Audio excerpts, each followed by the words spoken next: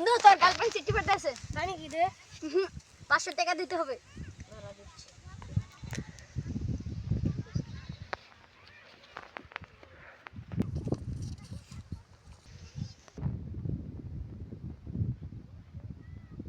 বন্ধু তোর গার্লফ্রেন্ড চিঠি পাঠাইছে। তাই নাকি রে?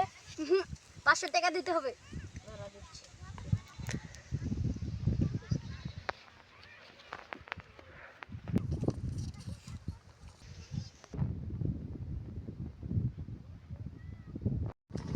One, two, three. এগুলো টাকা আমার কাছে কোনো বিষয় না।